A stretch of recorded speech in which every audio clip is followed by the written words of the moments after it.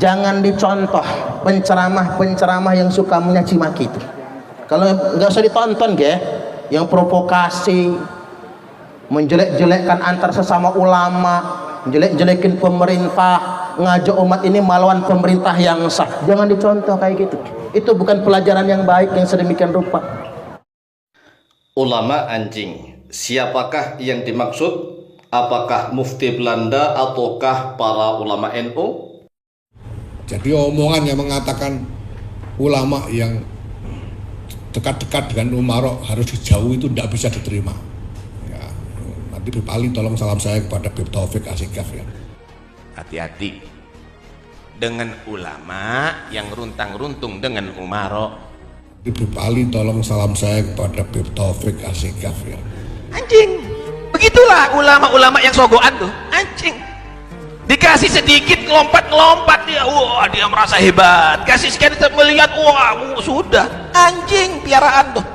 Nanti Bib Ali tolong salam saya kepada Bib Taufik Asikaf ya. Jadi nggak bisa begitu itu. Hati-hati dengan ulama yang runtang-runtung dengan Umaro. Begini Bapak Ibu, ada yang nanya, Ustadz, besar mana dosanya ulama yang berteman sama pemerintah sama ulama yang melawan pemerintah? Iya jelas dong, yang besar dosanya ulama yang ngajak umat melawan pemerintah, itu gede dosanya. Nah kalau ulama yang temenan sama pemerintah nggak dosa, tergantung pemerintahnya. Nek pemerintah Londo lan Jepang ya dosa temenan sama pemerintah. Tapi nek pemerintah wong dhewe, Pak Jokowi itu soleh nggak? Soleh nggak? Soleh. Temenan sama Pak Jokowi harus. Orang nuduh Pak Jokowi Fir'aun, fitnah orang kan? Tapi Pak Jokowi adalah orang Indonesia yang dipilih oleh Allah masuk Ka'bah. Saya tanya jenengan, mana yang pernah masuk Ka'bah, mana ngacung? Iya paling Hijri Ismail kan? Kalau kita mah paling banter Hijri Ismail. Pak Jokowi masuk Ka'bah, cium Hajar Aswad sekeluarga, sampai Bu Iriana nangis sesunggukan Pak, saking terharunya, saking bahagianya bisa masuk Ka'bah, bisa cium Hajar Aswad. Pak Jokowi itu orang soleh, tahajudnya rajin, puasa Senin Kemisnya rajin, nggak pernah ngedekem di istana. Saya sendiri belum tentu kuat loh Pak, keliling santero Indonesia ini Pak, tahu-tahu sudah di sini, tahu-tahu sudah di sana, saking mengabdi kepada rakyat. Nah temenan sama sultan begini harus.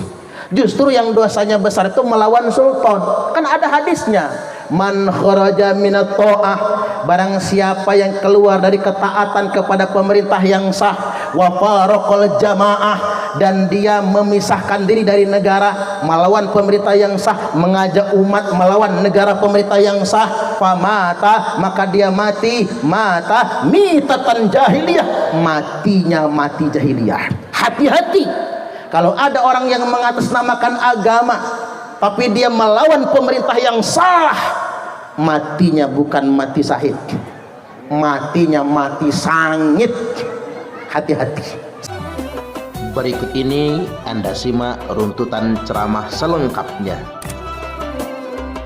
Wal mulka, kekuasaan juga milik Allah. Ini ilmu Bapak Ibu buat kita. Orang yang berkuasa di muka bumi ini, siapapun mereka, kekuasaan itu dikasih oleh Allah. Makanya ini tahun politik Pak, udah mulai panas kan? Calon-calon presiden sudah mulai bermunculan. Tapi yakin, percayalah, siapapun yang jadi presiden sudah ditakdirkan oleh Allah. Setuju gak kira-kira? Pak Jokowi itu jadi presiden, takdir Allah. Makanya saya heran kalau sampai sekarang masih ada yang belum nerima Pak Jokowi presidennya. Masih ada nggak sih? Kalau di sini ada nggak ya? Saya pengen tahu rainya kayak apa lah orang itu. Belum nerima Pak Jokowi presiden kan payah ya. Nah sekarang begini, 2024 nanti pilih presiden. Presiden terpilih 2024 nanti sudah ditakdirkan oleh Allah. Setuju tidak? Ya nggak setuju kafir semua. Ya iya dong, nggak percaya sama kodok dan kodar kan? Itu rukun iman loh, rukun iman yang ke-6 itu. Beriman kepada kodok dan kodar. Jangankan jadi presiden, jadi ketua RT saja sudah ditakdirkan oleh Allah. Mana Pak ketua RT mana? Ada ketua RT enggak? Sudah takdir dari Allah. Jangankan jadi presiden, daun yang jatuh pun takdir Allah. Daun jatuh hari ini, jam sekian, menit sekian, detik sekian, itu sudah ditakdirkan oleh Allah. Oh pemeneh presiden. Makanya Bapak Ibu boleh kita beda pilihan, boleh nggak? Boleh, tapi jangan berantem, jangan musuhan. Presiden sudah ditentukan, entah Pak Ganjar Pranowo, entah Pak Prabowo Subianto, entah Pak Anies Baswedan, Pak Mahfud MD, Pak Erick Thohir, Pak Sandiaga Salahuddin Uno, sudah ditakdirkan. Tapi ngapura nggih, ini bukan kampanye, maaf bukan kampanye. Kalau saya Bapak Ibu, maunya saya yang jadi presiden itu. Kalau saya jadi presiden, saya janjilah jenengan tak ajak pengajian ke Istana Negara semua. Oh luar biasa. Nanti Ustadz Ii saya jadikan Menteri Agama. Pak Yai Soleh nanti saya jadikan Ketua One Team Press Dewan Pertimbangan Presiden. Tapi siapa yang memilih saya ya? Ya artinya kalau maunya kita ya kita aja Jack. Tapi kan tidak begitu kehendak Allah. Makanya yuk kita berpikir itu yang netral, yang tenang Bapak Ibu. Segala sesuatu terjadi sudah takdir dari Allah. Itu kan kalimat talbiyah kan? Innal hamda wan ni'mata laka wal mulk la syarika lak. Tidak ada sekutu bagi Allah. 2 dapat kita. Sekarang yang ketiga, Bunda Sri Umayyah, tujuan haji itu adalah kemabruran. Nabi sallallahu alaihi wasallam telah bersabda, al-hajjul mabruru laisa lahu jazaa'un illal jannah. Haji mabrur itu tiada lain tiada bukan balasannya kecuali pasti akan masuk surga. Cuman begini Bapak Ibu, orang saling salah anggapan. Haji mabrur itu kayak apa sih? Apa kemana-mana pakai peci haji? Enggak juga. Apa pakai gamis jubah terus? Enggak juga. Apa udeng-udeng yang judit pelapon? Enggak. Apa janggutnya tekan udel? Enggak juga. Apa jidatnya nganti kapalan? Enggak juga. Tapi jangan salah, sing jidatnya kapalan ada beberapa macam. Satu, saking rajinnya sujud. Nek tahajud sujudnya 3 jam, yuk kapalan Pak jidatnya. Ada juga yang kedua, waktu sujud diurak-urak, cepet hitamnya. Ada juga yang ketiga, kepentok tiang listrik, hitam campur benjol. Ada yang keempat, diketok bininya pakai wajan karena ketahuan kawin lagi ya Pak. Atau yang kelima, disedot pakai alat bekam, ya hitam juga. Nah apa yang jidatnya hitam haji mabrur? Bukan. Ini jawaban Nabi nggak disangka-sangka. Ya Rasulullah, mal hajjul mabrur. Ya Rasulullah, apa itu haji mabrur? Jawaban Nabi tak disangka, tak dinyana, tak disangka, tak ada siapapun yang menyangkanya. Apa jawaban Nabi? Haji mabrur itu it'amut ta'am wa tibul kalam. Di hadis yang lain Nabi ditanya lagi, apa haji mabrur? It'amut ta'am wa ifsya'us salam. Luar biasa. Haji mabrur itu kata Nabi Pak, rajin bagi makanan dan kemudian kata-katanya manis, cangkeme wangi, mulutnya ngomong bagus-bagus, bukan yang cangkemnya cangkem melek. Kemudian apa? It'amut ta'am, rajin bagi makanan, dermawan, wa ifsya'us salam, menyebarkan salam keselamatan dan kedamaian. Begitu ternyata. Nah, orang Indonesia mah sudah duluan. Orang Indonesia ini paling rajin bagi makanan, gitu pun nggih. Besekan lan among-among. Waduh, luar biasa. Apalagi orang Jawa. Kalau orang Lampung, Sumatera ngidang. Orang Jawa besekan, among-among.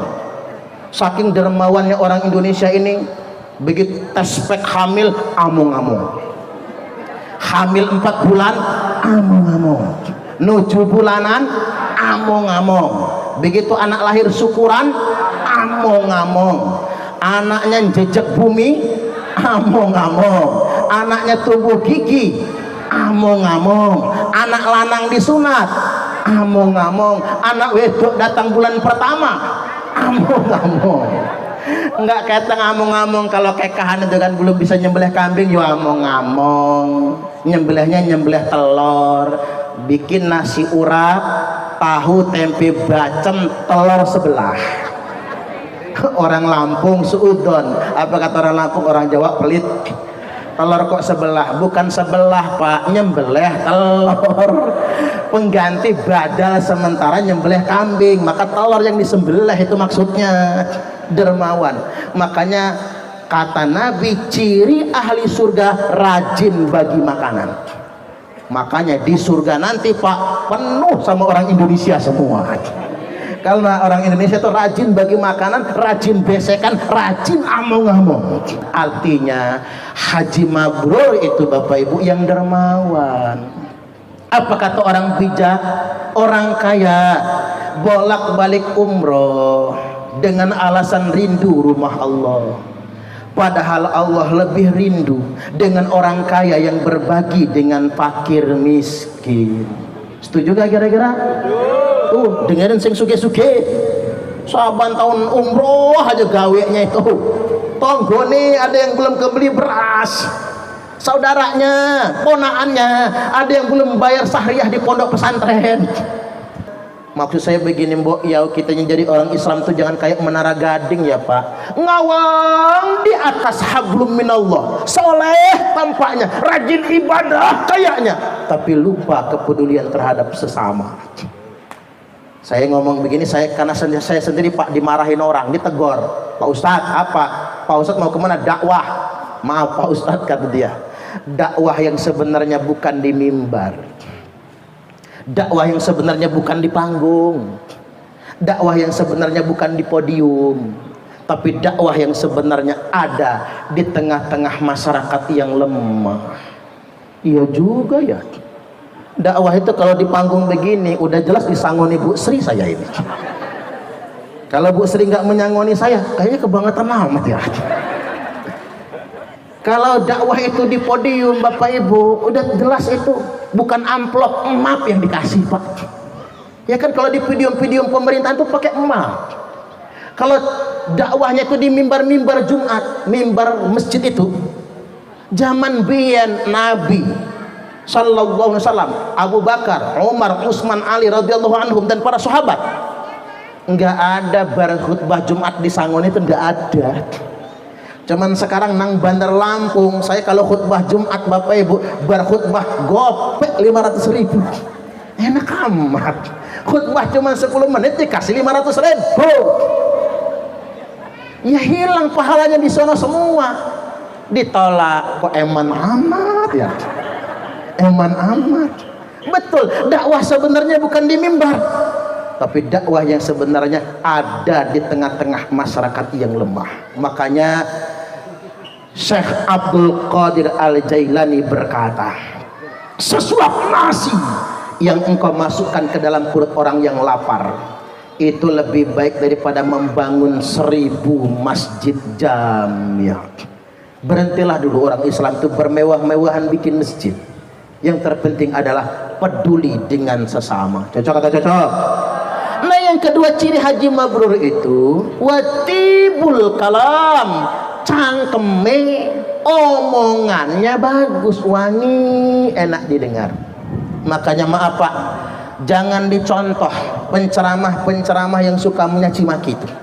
Kalau nggak usah ditonton ge, yang provokasi, menjelek-jelekkan antar sesama ulama, jelek-jelekin pemerintah, ngajak umat ini melawan pemerintah yang sah. Jangan dicontoh kayak gitu. Itu bukan pelajaran yang baik yang sedemikian rupa. Karena mengapa? Haji mabrur itu cangkemnya bagus, nggak provokasi. Apalagi sampai ngomong begini, apa kata dia? Ulama yang tunak tunuk di hadapan sultan, tunak tunuk sama pemerintah, itu jangan diikuti. Begini Bapak Ibu, ada yang nanya, Ustadz, besar mana dosanya ulama yang berteman sama pemerintah sama ulama yang melawan pemerintah? Iya jelas dong, yang besar dosanya ulama yang ngajak umat melawan pemerintah, itu gede dosanya. Nah kalau ulama yang temanan sama pemerintah nggak dosa, tergantung pemerintahnya. Nek pemerintah Londo lan Jepang ya dosa temenan sama pemerintah.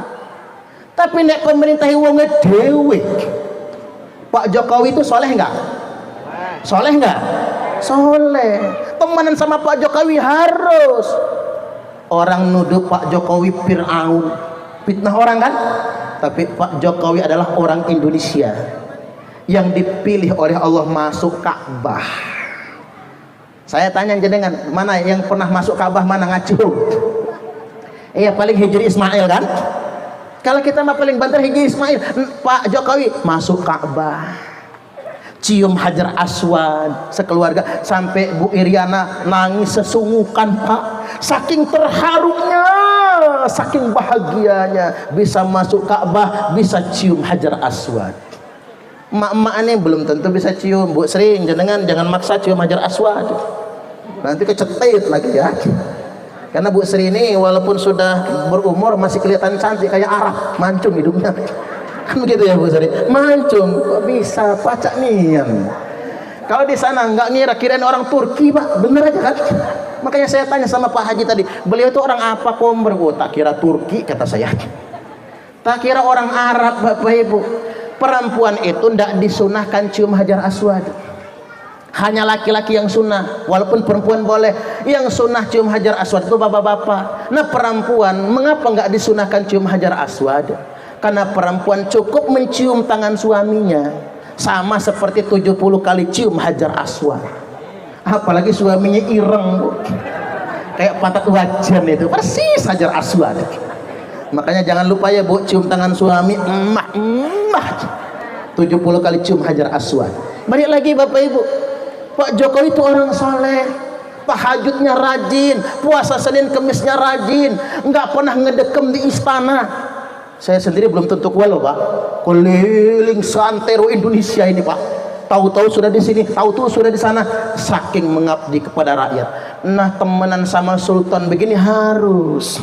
Justru yang dosanya besar itu melawan sultan, kan ada hadisnya, man kharaja minat ta'ah, barang siapa yang keluar dari ketaatan kepada pemerintah yang sah, wa faraqal jamaah, dan dia memisahkan diri dari negara melawan pemerintah yang sah, mengajak umat melawan negara pemerintah yang sah, famata, maka dia mati, mata mitatan jahiliyah, matinya mati jahiliyah. Hati-hati kalau ada orang yang mengatasnamakan agama tapi dia melawan pemerintah yang salah, matinya bukan mati syahid, matinya mati sangit.